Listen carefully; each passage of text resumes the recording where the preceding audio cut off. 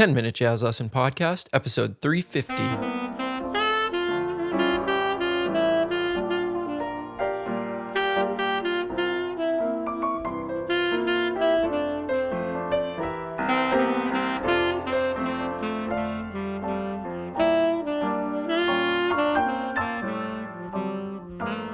Hey everyone, welcome back to the 10-Minute Jazz Lesson Podcast. This is episode 350, which is kind of a cool milestone.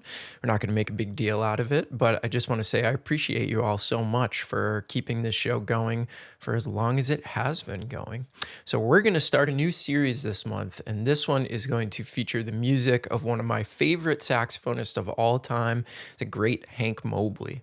And I think if you are somebody that is really looking to dive into the playing of one of those kind of blue note era players, one of those kind of post-bop, concurrent bebop players, but you're not sure where to start, I think that Hank is a great person to start with, and we'll be talking about some of the reasons I think that this month on the show.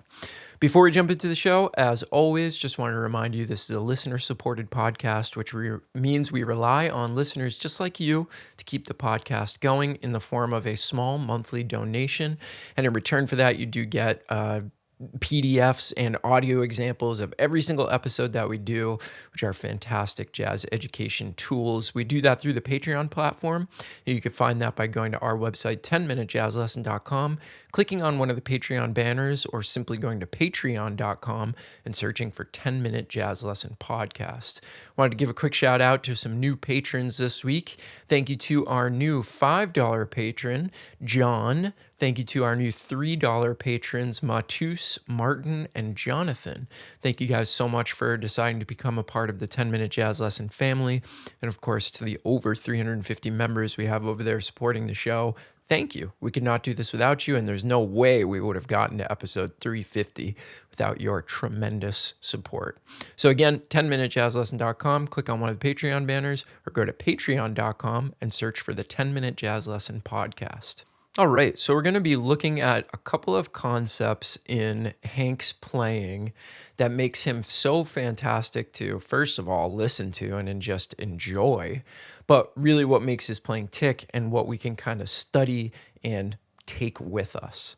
So during the first episode, I've chosen one of my favorite songs that Hank ever recorded, the song Remember by the great Irving Berlin.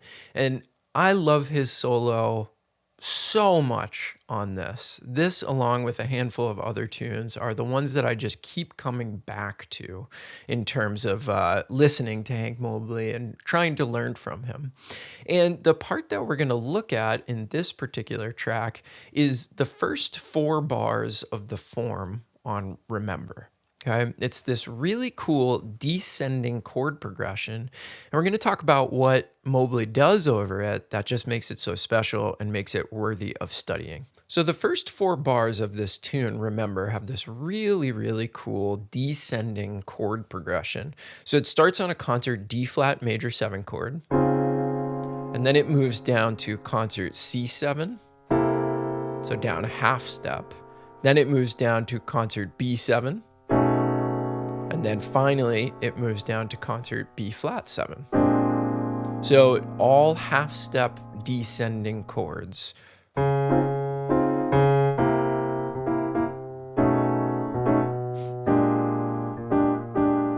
And that's just a really nice, beautiful progression.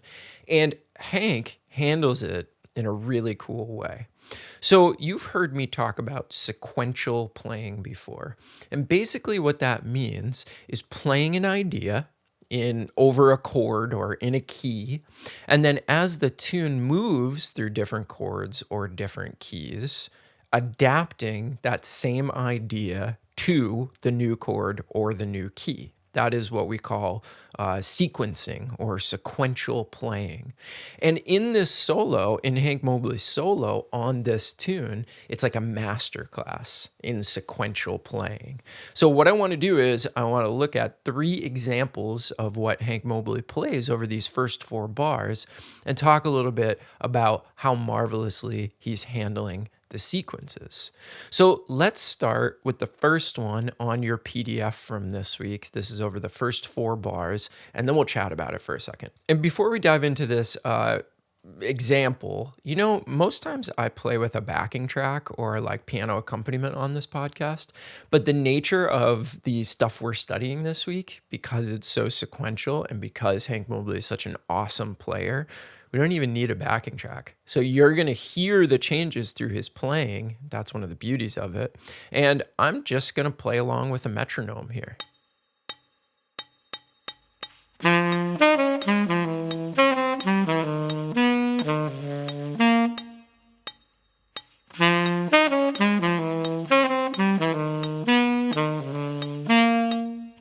So you can hear those changes, right? You can hear those descending changes. So let's take a look at what he's actually doing to make this such an effective sequence. So let's take a peek at what he's doing here. So he is starting over a concert D flat major chord. He's sort of outlining the D flat major triad, but he throws the 9th in there as well. Okay. Now, when we see him go to the second measure, we see the exact same idea. It's a carbon copy of the first idea, built a half step lower. And the only tonal difference is that in the second bar, he uses the flat 9 instead of the regular 9. Okay. Then in the third bar, he switches things up a little bit. He actually removes a few of the notes, and it's a little bit more simplistic of the kind of the same idea. Okay. And that right there is what makes it so cool.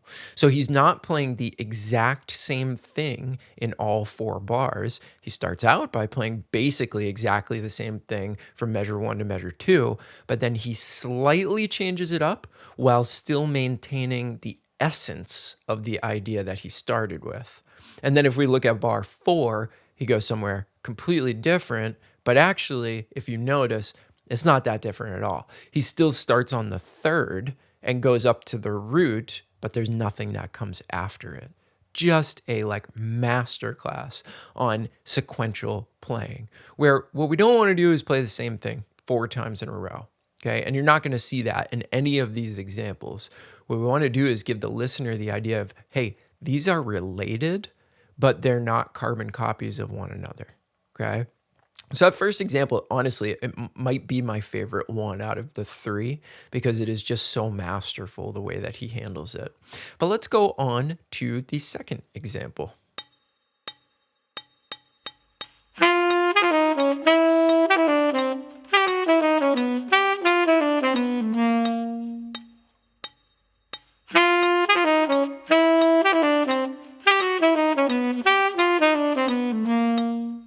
So this one's fantastic as well. Do you notice that he does it a little bit differently in this? There's 2 distinct sequences. So the first 2 measures, again, are just carbon copies of each other. Starts on the 3rd, goes up to the 5th, and then comes down 3, 2, 1. And he does that actually exactly the same. Same rhythm and everything in the first 2 measures. Then in the second 2 measures, he plays a completely different sequence. Right? So basically what he's doing is he's starting up on the 6th of the chord and he's coming down the scale. Okay. And it's almost diatonic. There's a chromatic passing tone between that 6 and the 5, but then the rest of it is diatonic. And then in the 4th bar, he still starts on that 6 and comes down the scale, but I want you to dig and find out what's a little bit different. He's doing something a little bit different. He gets rid of the passing tone.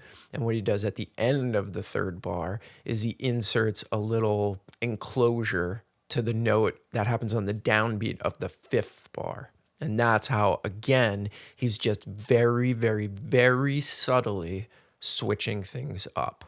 But I really like this one because it's 2 distinct sequences from each other, but they still work beautifully together. Okay. Now, the third one is a similar example to the second one, but it's a lot simpler. So it's both a study in sequential playing and it's a study in simplicity. So let's check out the third one.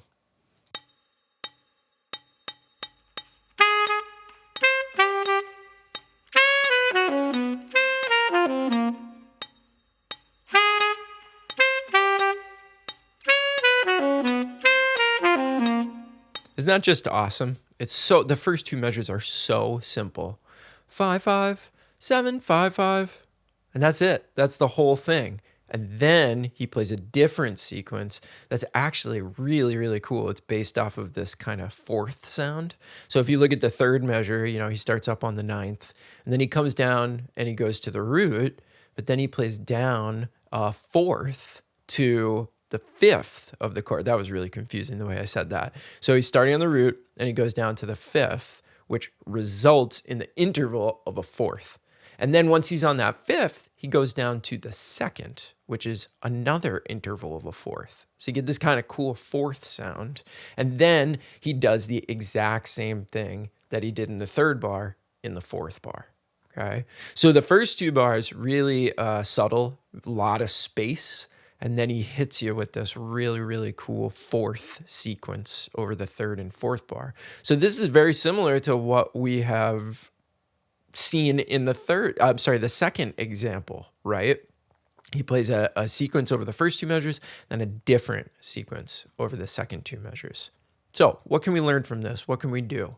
Well, maybe if we start working on the tune Remember, which I highly recommend, great song, maybe we can start working on some sequential playing of our own and try to channel some of these ideas. So things like, it doesn't matter how complicated the sequential material is, start with something really simple and see if you could take it through all the keys.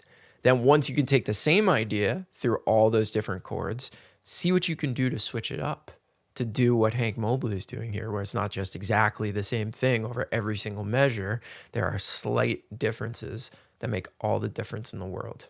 Okay? That would be a good place to start on this. So let me know if you have any questions, and I hope you're all doing well out there. I hope you're all as excited for this series as I am. I've got some really great material that I'm going to bring you over the course of this month. And again, Hank Mobley, just a great place to start if you want to transcribe or you want some really well laid out ideas for things to practice in your own improvisation. Let me know what you think. All right. Hope you're all doing well, staying safe and healthy out there as always. Don't forget to go to Patreon and grab all of the PDFs for this episode. That's 10minutejazzlesson.com. Click on one of the Patreon banners. And thank you so much to all of our supporters. We definitely couldn't have made it to episode 350 without you. All right. We'll talk to you soon. Have a good one, everybody. Bye.